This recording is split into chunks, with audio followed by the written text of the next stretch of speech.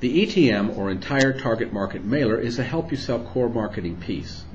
The idea is you regularly blanket your target market with flyers using some direct mail vehicle.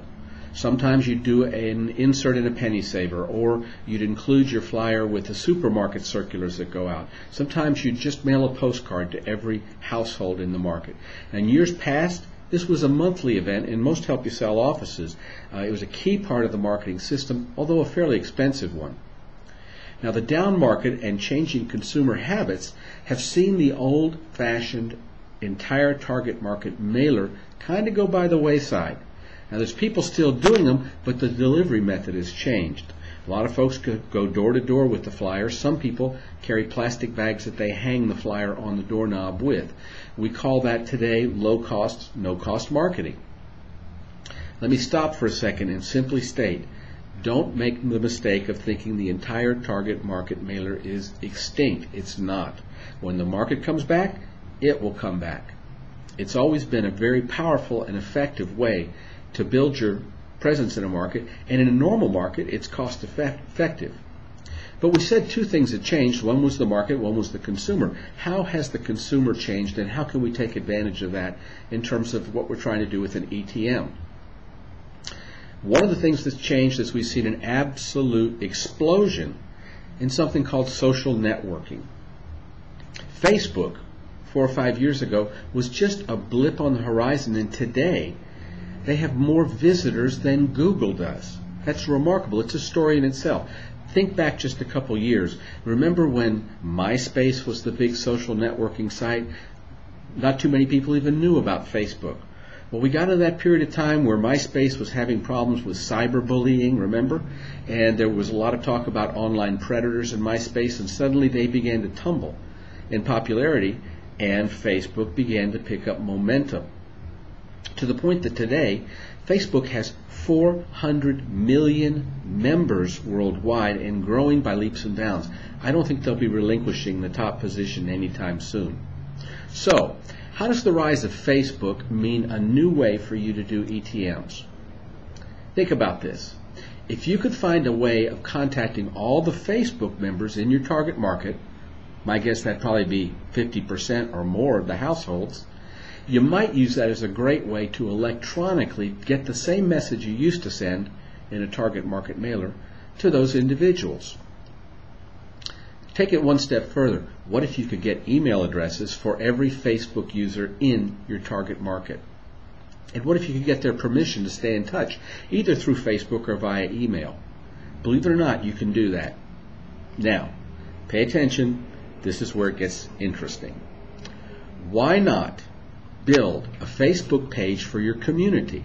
Say www.facebook.com/Sarasota Fun.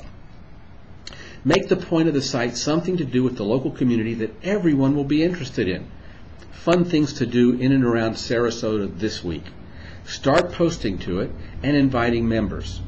By the way, there is a mechanism for inviting members in a particular geographic location in Facebook. It's a little buried. It's in the Advanced Search 2.0 beta, but it's there. Work on it for a few months. Add content. Invite people. Watch your user base grow. When you have enough members, why not look at some of the more enthusiastic ones and invite them to be administrators too? That way it won't take so much of your time. They can begin posting as well and approving posts.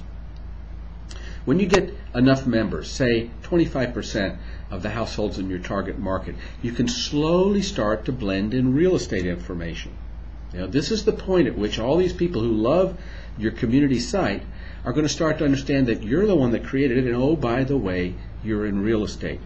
So now it becomes okay to blend in a little news tidbit about the local real estate market, maybe even set up a real estate tab for your community page that you then create content for, and even an invitation or two to your next open house. You've earned the right to do it at that point. Here, check this out. Go to www.facebook.com/365 in Seattle. It's a site created by realtors.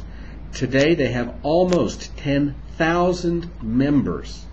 Think about that. That's 10,000 people in the local marketplace who may need to buy or sell. and who probably certainly knows somebody else who does. Not bad. So are you ready to do this? Are you ready to try this great new idea for taking your marketing to the next level? If you are, Tammy Patzer here at headquarters and I would love to know about it. We'll do anything we can to help you build your site, get it going, get it cranked up and producing for you, because frankly, we'd love to have a few sterling examples in our midst to talk about in the next couple months. By the way, that bit about getting the email addresses of Facebook users in a particular geography, it can be done. It's not easy, it's a little complicated, but it can be done. So here's the deal. Get your community page up and running. Start feeding content, start inviting members. Get that done, and then give us a call. We'll walk you through that email step. This great idea, by the way, comes from a real estate and Facebook consultant, a great one, named Ross Hare. If you ever have the chance to go to a Ross Hare meeting, whether it's online or in person, get there. Pay attention, take notes, and within 6 hours of leaving the meeting, sit down and implement some of what he tells you to do. Your bottom line will thank you for it. And if you'd like to see more of Ross's great ideas, check out his website, www.rosshair.com. That's ROSSHAIR.com. He's the baldest man in real estate. And with that, we're out.